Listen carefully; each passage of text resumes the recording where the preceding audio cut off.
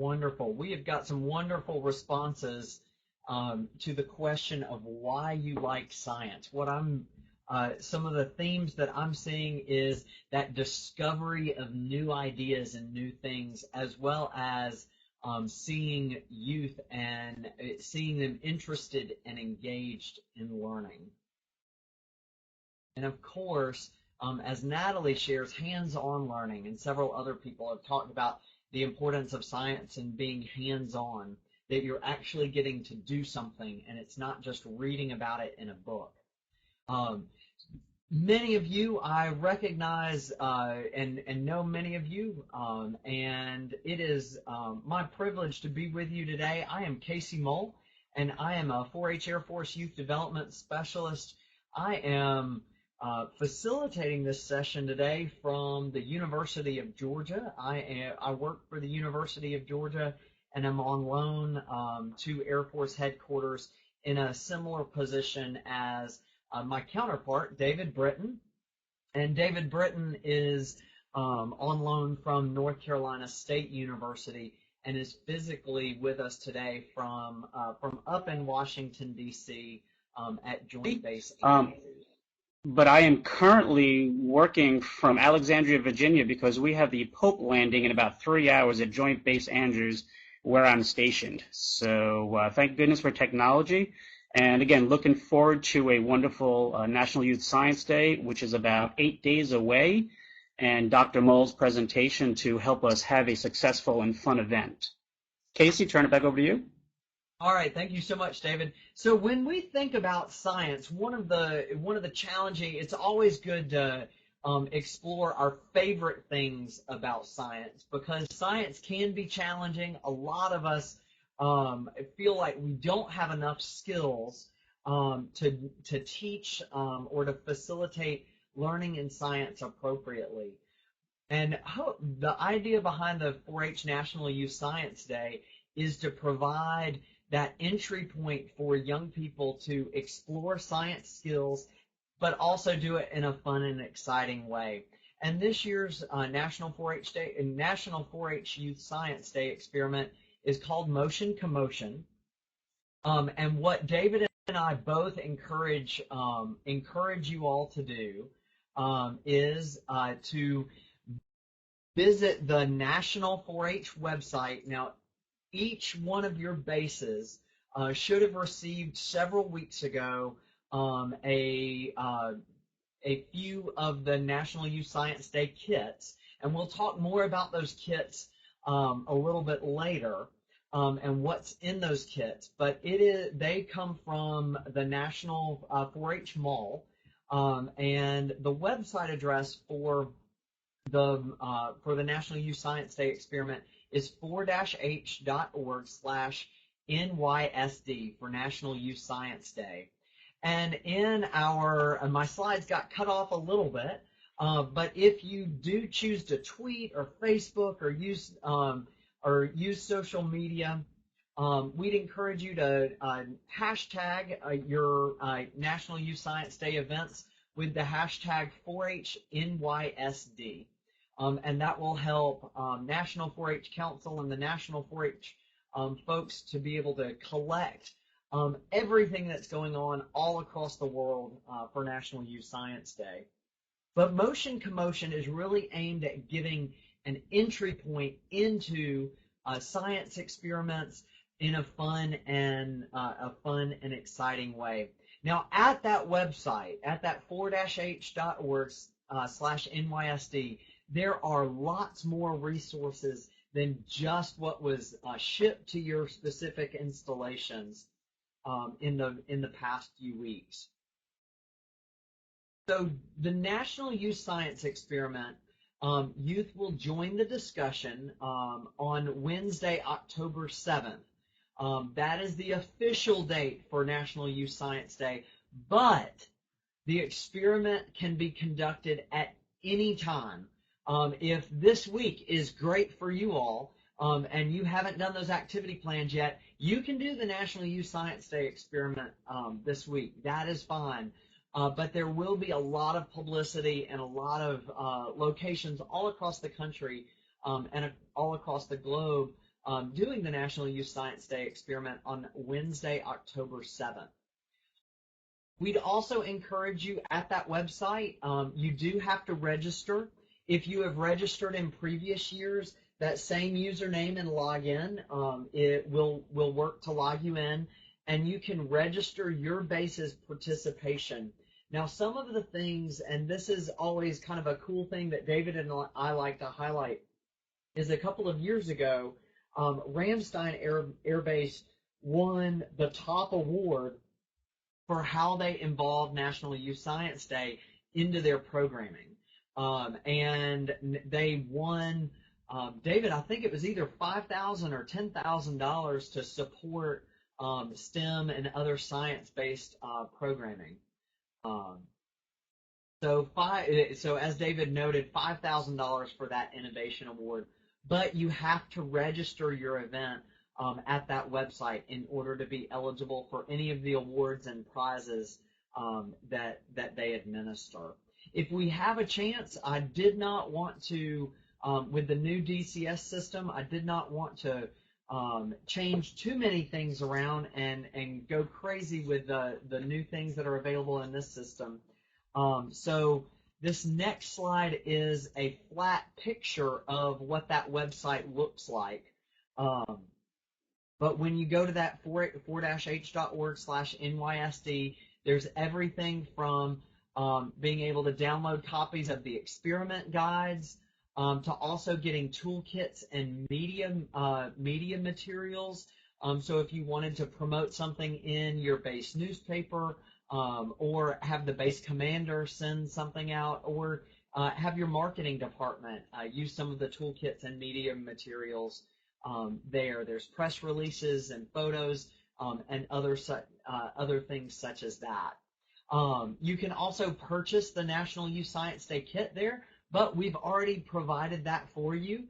So there's really no need, unless you need more kits, in order to download that or to purchase that from the website.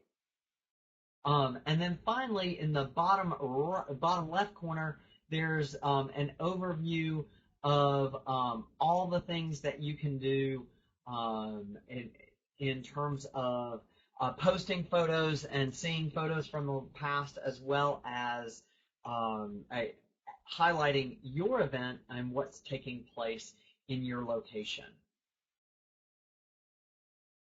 So the experiment as a whole, and I do apologize, some of the screens have got adapted when they got uploaded, but the 2015 experiment, titled Motion Commotion, was designed by Oregon State 4-H in partnership with a software company out in Oregon. And this experiment explores motion through the relationship of speed and stopping distance and physics, reaction time, and safety. So as we go through the experiment, you're going to see a lot of different ways that how we can use motion and use the concepts of physics to teach safety in young people of all ages. So Motion Commotion is designed to take about an hour. So it works really well for either school age or for youth audiences, and you can even extend that learning depending on how in depth you want to go as part of the experiment. But it is designed to take about an hour, and there are 2 investigations that are part of the kit. There's also an appendix online. I am not sure if that's in the printed kit, but again, just a plug to register your event and to sign up on the website so that you can get access to the appendices that have a couple of more investigations or experiments as a part of them. So in the 2 investigations, Stop and Go Science and We Need More Time, our youth programs participants will explore the physical and human factors of motion. Now, of course, the National 4-H Council people would love for me to say that this experiment is sponsored by HughesNet and Lockheed Martin, as well as U.S. Cellular. So they are the organizations that provide the financial awards for the experiment.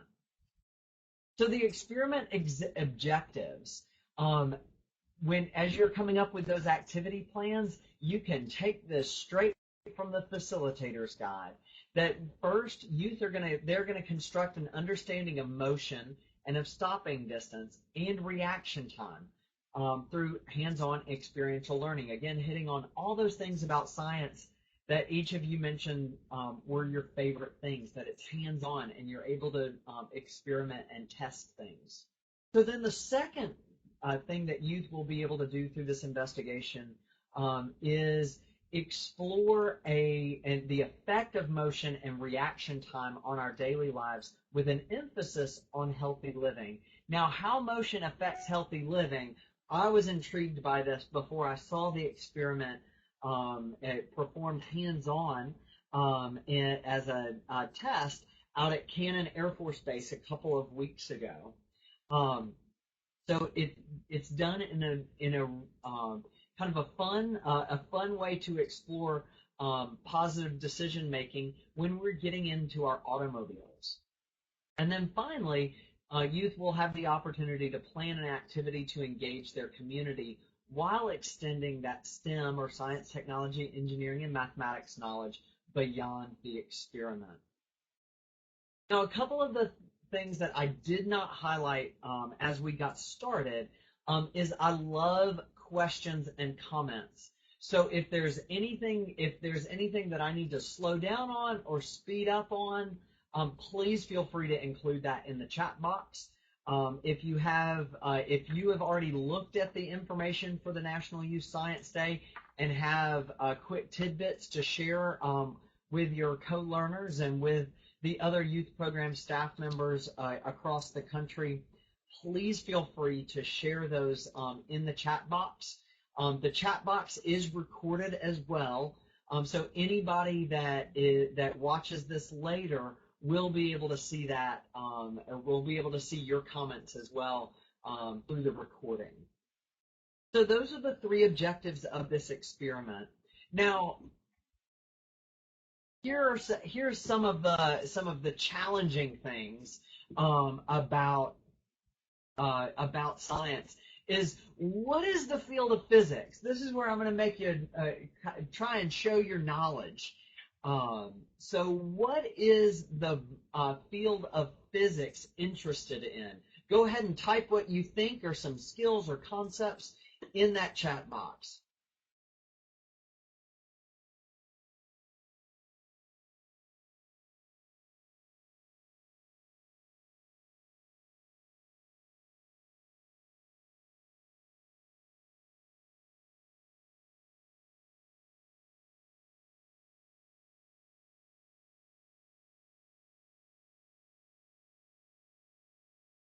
Dawn, thank you for throwing that out there. Absolutely. It's about how things interact with each other.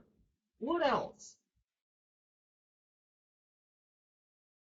Oh, matter and energy. Y'all are using these huge words.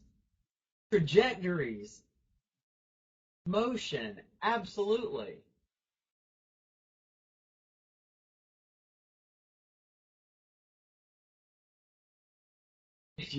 David, I'm with you. I think I've got to go back to high school too.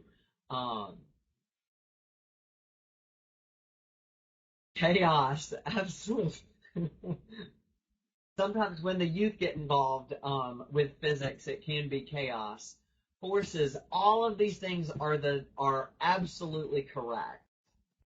So physics is the branch of science that studies matter and its interactions. So the five concepts listed below, the Newton's laws of motion, speed and momentum, as well as kinetic energy and mass, are all of the kind of the five key terms that it'd be good for you to be aware of, or for whoever is going to be facilitating this with the youth to be aware of. And sometimes this is the challenging thing, and it's okay for us. I do not remember Newton's first, second, and third laws of motion. I couldn't tell you which order they're in, but thankfully the facilitator's guide as well as the youth guide does have each of these items defined as well as gives a little bit of more information about Newton's laws of motion. So it is perfectly fine if you're like me and David Britton and had to look it up before doing the experiment. And oftentimes, I think encouraging yourself or whoever would be facilitating this with youth, that it's okay if we don't remember or don't remember some of those things from middle school and high school physics and science classes, that the youth are probably going to remember the exact definition of speed or momentum better than us at this point. Even knowing the distinction between speed and momentum, that there is a difference, that oftentimes that's one of those things that unless we are using physics on a daily basis in our jobs or careers, knowing the difference between speed and momentum isn't something that we can recall immediately. So again, that's just the caveat to remember as you're doing these experiments. It's okay if we don't have all the answers. Thankfully, we have a great facilitator's guide, and it's always an opportunity for us to throw back that question or that opportunity to the youth that we're working with to see if they can discover the answer and how we can help them discover that answer through the experiment. So one thing that, and this is again with the new DCS system, I did not want to try during the middle of the presentation. I would hate for all of us to get thrown off of DCS this afternoon. But there is an 8-minute video at the website that shows in 8 minutes how to do the National Youth Science Day experiment. So it's a great overview, and if you don't have time, we will try and end 10 minutes early. So we'll try and end at 1:50 this afternoon so that you can go straight to that website, and in the hour that you've blocked off, you'll be able to watch that National Youth Science Day experiment.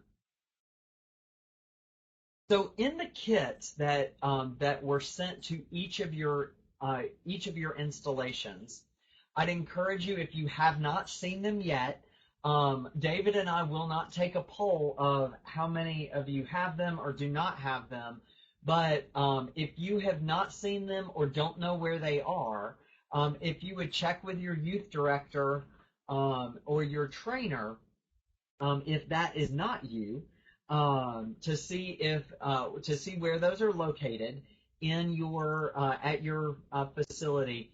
And if you have checked around and nobody knows where they are, then if you would please email either David or myself, and we can help track those packages to see where and when they were delivered and who signed for them. And at the worst case scenario, we can get them resent to you. But in the Motion Commotion kit, it is designed for 10 youth or approximately 2 groups of participants. And each box has 2 rulers, 2 race cars, a rubber base, which forms the base that the cars race on. And there's also modeling clay, also known as Play-Doh, as well as some stickers for the National Youth Science Day, and then 5 youth guides to be shared and a facilitator's guide. What is not included, and these are the only things that you need for in order to do the 2 investigations that are part of that are not part of the appendices but are part of the main part of the National Youth Science Day experiment, are books and some obstacles for collision. And it does not matter what you use in terms of obstacles. You can use the largest things you can find or some fairly small things. And then also a calculator or a cell phone. So those are, it is a fairly self-contained experiment this year. There's not a lot of soft drink bottles you have to go purchase or anything like that. It is a very quick and easy experiment this year. So when we talked about the suggested timeline, I said that it would take about an hour to facilitate this project. So here is a suggested timeline. the first thing that you can do is provide a welcome and do the 4-H pledge. It'll take 5 minutes, and depending on the number of youth that you have, their introduction or their roll call could be what their favorite thing about science is. That as you call as your club president or a youth leader calls the roll to see who's there, they can do exactly what I did at the beginning and asked you all, what's your favorite thing about science? And that could be the way to take the roll to see who is participating. So then why motion takes about 5 minutes, and that there's an overview for that in the facilitator's guide, and that really sets the stage for the experiment. And then in the next 10 minutes, you can have the youth engage, explore motion by using their science vocabulary in the discussion to talk about how physics affects their everyday life.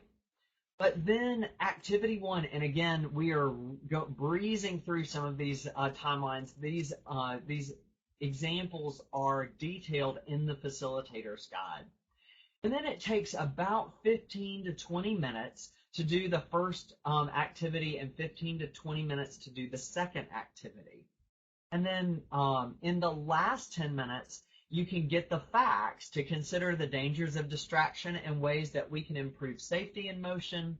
And then number 7 is to discuss what we've learned and how distractions apply to real life. So before we go any further, I want everyone to not look at the suggested timeline. I want you to search around your desk or computer, whatever you're doing right now. I want you to find a pencil or a pen.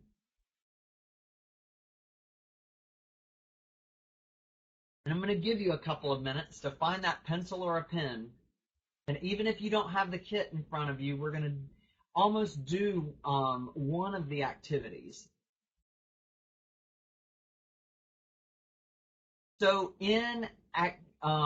once you have that, and let's see, I'm gonna test this, and hopefully I will not get kicked off, completely kick everybody off of DCS.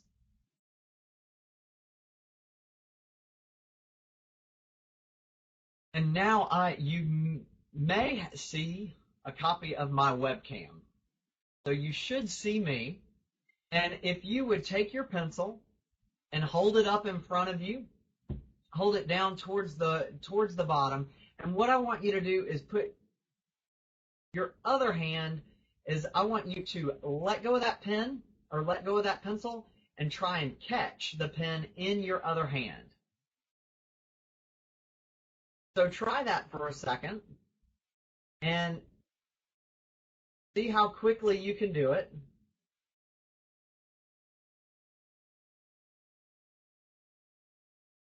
And after you do that a couple of times, I want you to try and do it and close your eyes.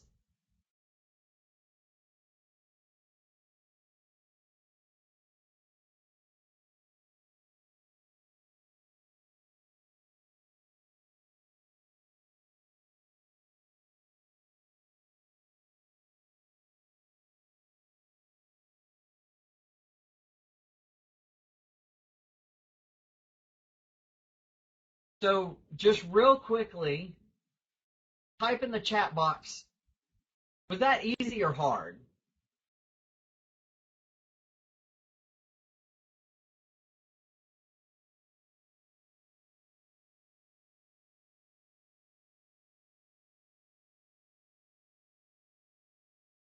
Very easy, absolutely. I think it was a little bit difficult, in part because I think everybody was watching me. So this was very easy. Now, what would happen if you weren't responsible for when that pen or pencil was dropped? If somebody else was holding on to the pen or pencil, and it was up to you to then grasp it once you saw that that pen or pencil was falling due to gravity, that would make it a little bit more difficult. And that's what's going to be happening in the second activity when we talk about reaction time. Is our reaction time is much better when we're responsible for when we let go of the pen or the pencil. But if we were paired up with someone, if we're watching this this webinar with a coworker, you may want to practice this right now. But if somebody else was holding onto the pen or pencil and dropped it, and it was up to us to grab hold of it, our reaction time is that time between when that pen or pencil is dropped and the time that we are able to grasp it. So that is the second activity. We're going to do it a little bit differently when we get to activity 2 and once we have the kits in front of us.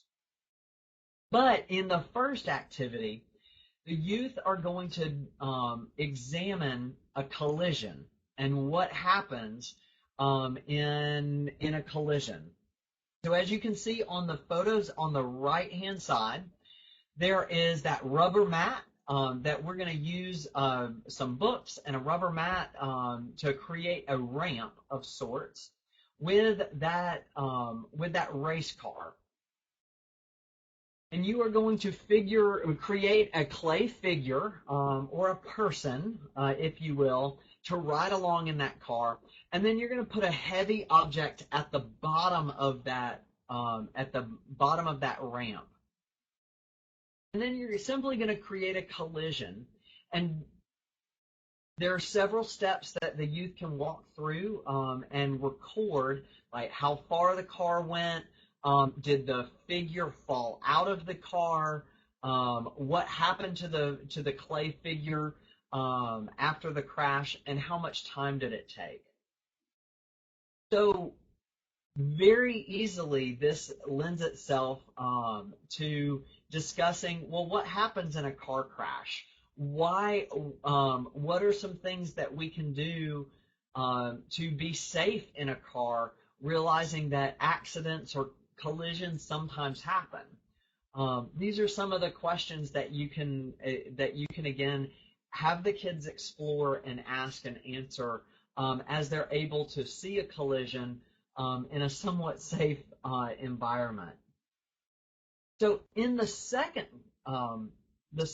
part of the activity, or excuse me, the second activity, what we did is, though we need more time, so everybody will have a partner, and they will have these big science terms, these technical science terms of a dropper and a grabber.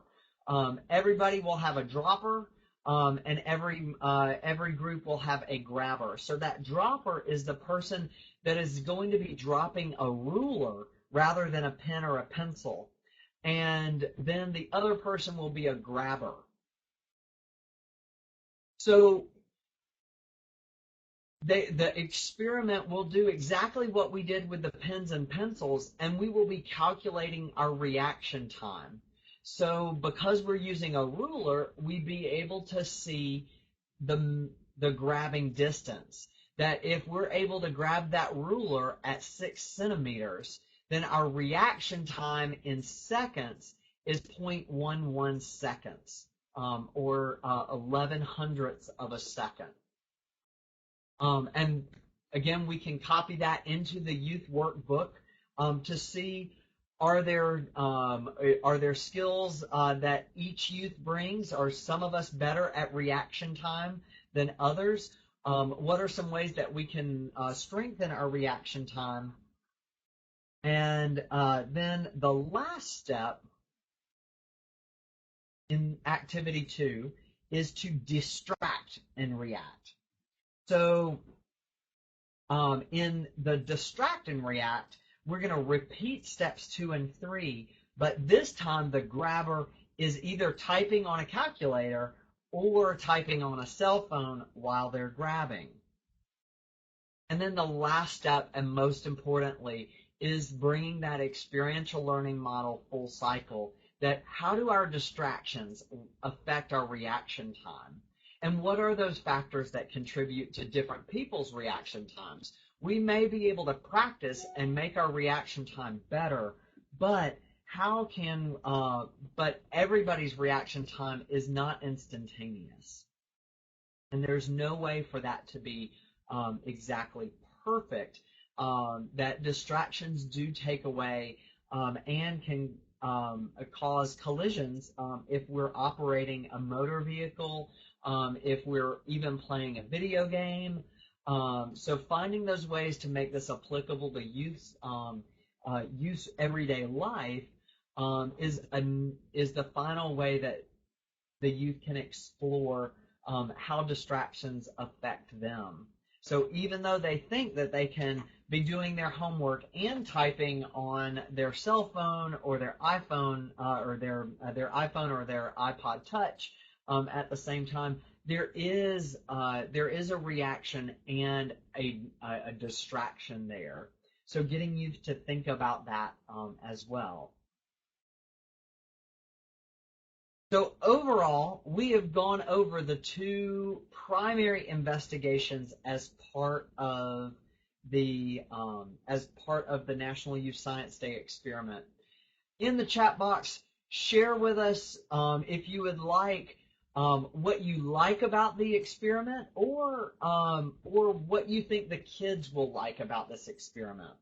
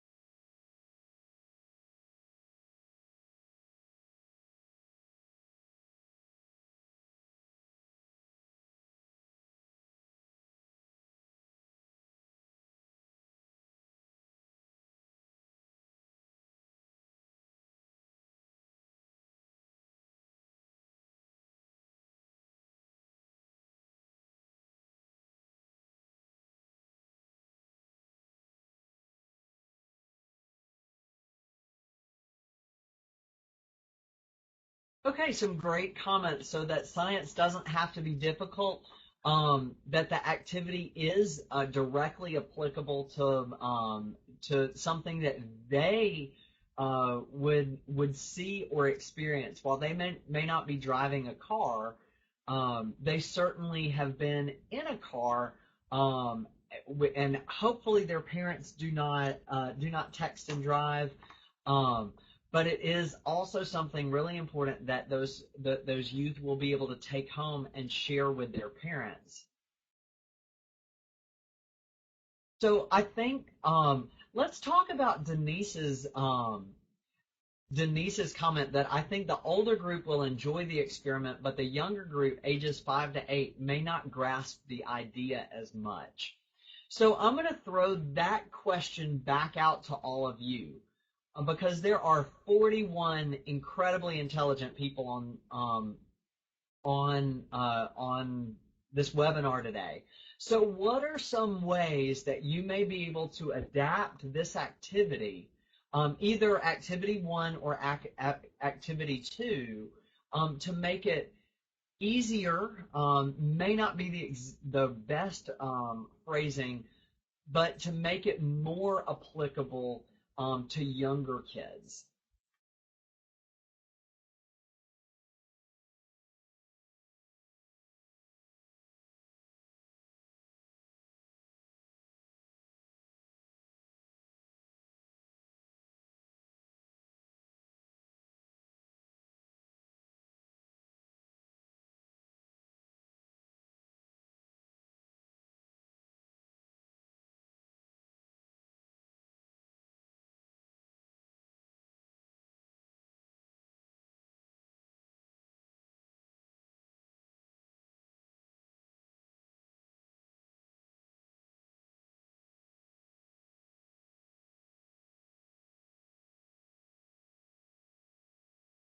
So using larger items is one way to make that easier, to make the activity more applicable, or not necessarily more applicable, but easier for younger youth to be able to do.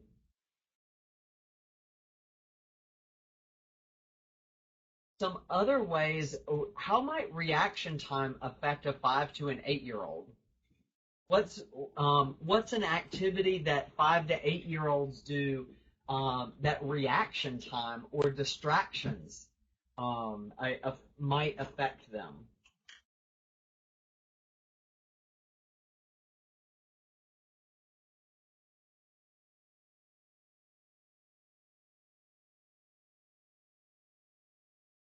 Absolutely, riding a bike, running. Sometimes it's just walking with the younger youth. Um, those are all great examples. So absolutely, something as simple as kicking a soccer ball or catching a ball. It's that reaction time is when something's moving more rapidly, we may have trouble playing dodgeball and avoiding that ball.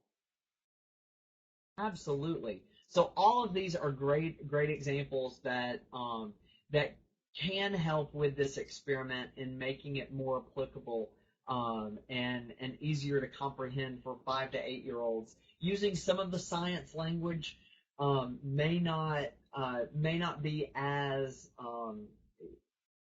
easy for that younger age groups, but certainly talking about the issues of time and that reaction time as we're doing everyday activities or participating in games and other types of things. Reaction times and collisions certainly are something that we're all involved with. So finding that applicability to those younger audiences is always important, and probably the youth are going to have some even um, better and different examples than all of us. So if you're ready for more, there is a career connection section in the youth guide on page 5. And then finally, there's the take action, where youth will have the opportunity to take a personal pledge. And the very simple activity is that youth can take a personal pledge to make sure that they are not being distracted while doing things like crossing the street, riding their bike, or getting in the car with someone who will be distracted and is using their cell phone or being a distracted driver. So again, there are also ways, particularly for your older audiences, teenagers, for example, may help plan a community awareness event or campaign on or near your installation. Excuse me, regarding this experiment. There are numerous resources on your installations that would all be extremely important, interested in distracted driving and those personal choices that lead to personal safety. There are a few more activities that are outlined on that 4-H website, at the National Youth Science Day website. And Pulse is another example of the activities for younger youth. And instead of using the ruler to measure that reaction time, the Pulse outlines an activity where you would have all of the youth in a circle, and you would squeeze somebody's hand, squeeze the person to your right's hand until that goes all the way around the circle, and you would calculate that amount of time. So all of those are opportunities as well, and there are a couple of apps that are available online for free and also for low cost that explore physics that can help continue this beyond. And wonderful, Stevie. I really appreciate you sharing that example, to have security forces to come out and talk about safety and distracted driving. That is a great base resource.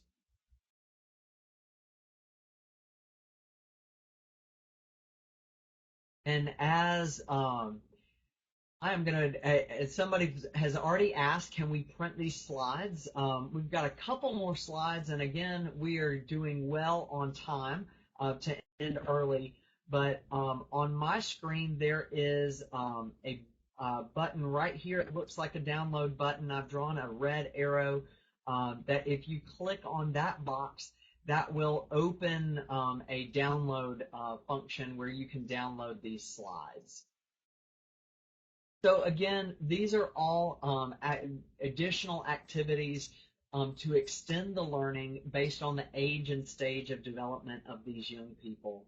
And as a reminder, there are plenty of other National Youth Science Day experiments that if your youth found these interesting, if you want to have a science night, these are great self-contained experiments that most of the items can be found in your facilities, whether or not you have the kits, and all of the past youth guides as well as facilitator guides are available for download for free online.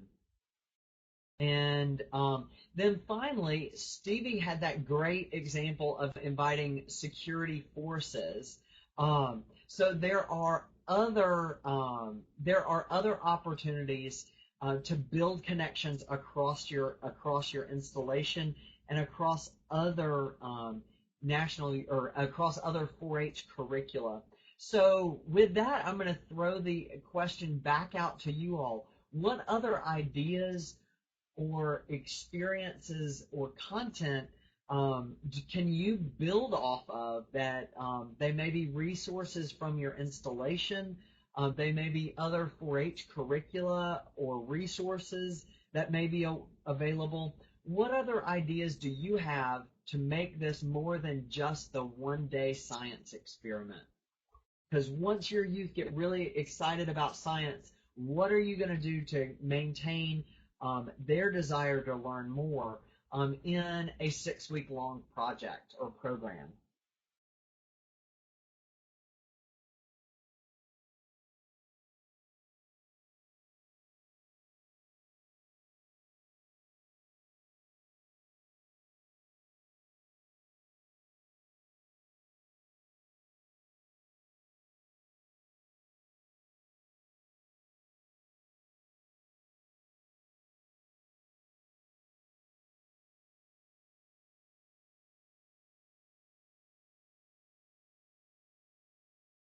Be quiet for just another minute if you're typing, so that we can get any other additional ideas into the chat box.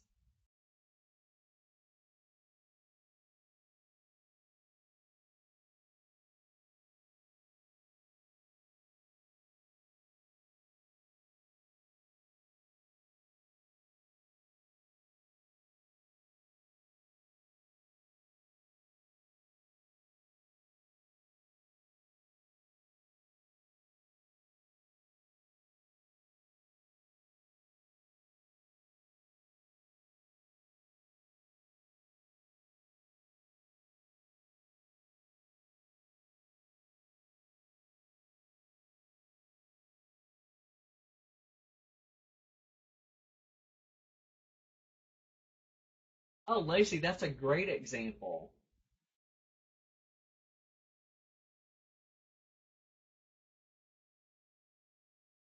Again, talking about how does reaction time affect athletes? And certainly one of the things that we see in athletes is they're practicing their reaction time. Uh, my office actually overlooks the University of Georgia football practice fields, so I'm able to see that our football players practice in decreasing their reaction time as soon as they catch the football, kind of turning and rotating on a dime. All of those things are ideas and ways that reaction time affects us. Stacy, another great question of how we can get 4-H shirts. There are a couple of different ways. First, I would encourage you reaching out to your county 4-H agent. He or she may have access to or some local county shirts available. But then there are also plenty of shirts that are available at, let's see if I can do this correctly.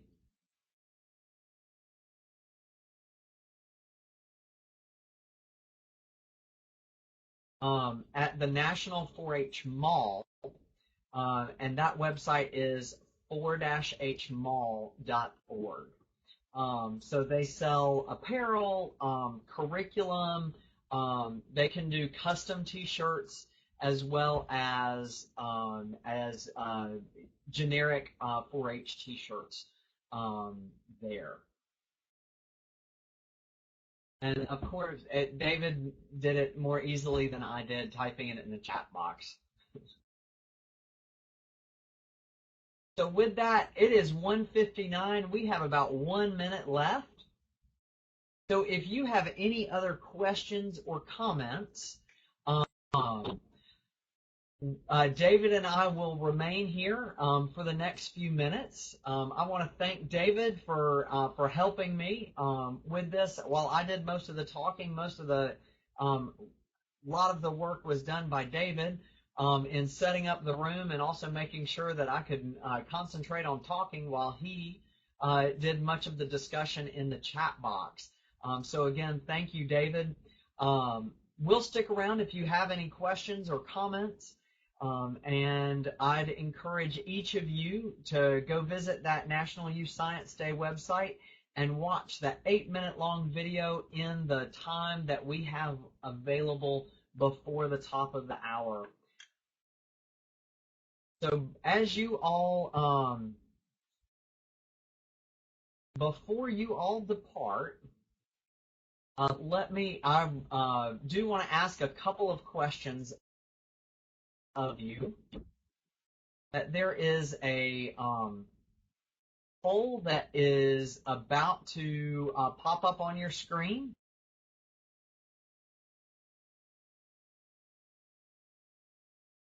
If you would respond and just give us a little bit of feedback, whether you strongly disagree to strongly agree with I'm better prepared to conduct the 4-H National Youth Science Experiment.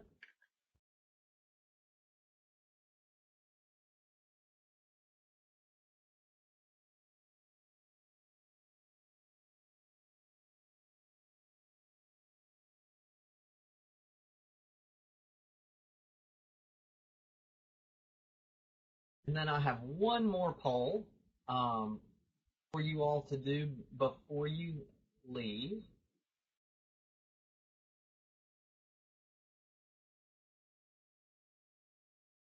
I'll give folks a little bit more time to respond to the first poll before the second poll will open.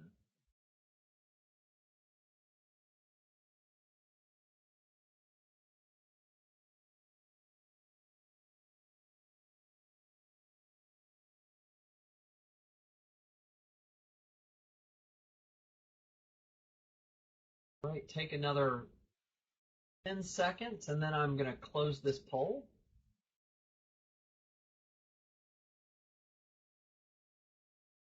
I just want to thank you for all the work you put into it and all the people joining us. And just to give a little reminder that we're not all science teachers, so just have fun with it and let the kids explore. It's okay to say, I don't know. Let's find out together. So that's what the science experiment and working with science is all about, is just having fun, exploring it, and learning new ideas. So have fun with it, please. I also want to mention the ops report. If you can please record your numbers, make sure that you get a good calculation of the number of youth and teens participating, because we have asked for those to be put into the the ops report this year. The video that you're going to watch once this is done has some great ideas. Definitely utilize them, but the experiment does not have to be done just like that. Have fun with it. Use what you have. Think of creative and new ideas.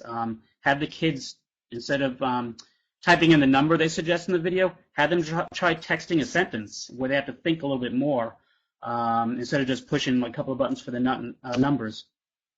Finally, if you're not received, as Casey mentioned, please let us know. We'll definitely try to hook you up with some more. And the Innovation Award that Ramstein won, they really did it because they went a little bit further and included their national partners, their partners, CE, 4-H, Boys and Girls Club. Look at your schools. Stevie had a great idea with security forces coming in. What does Airmen and Family Readiness have? So think about all the partners that you have on your base. We literally have some rocket scientists that can help our kids and provide great instructions and additional education that enhances our knowledge and our youth's opportunities. So keep all those partners in mind, and please let Casey and I know if you have any questions. Again, I thank you all for what you do with our youth. It's incredible. It's one of the most important jobs that we have, and thank you for taking care of our kids. Casey, thanks for all your work today.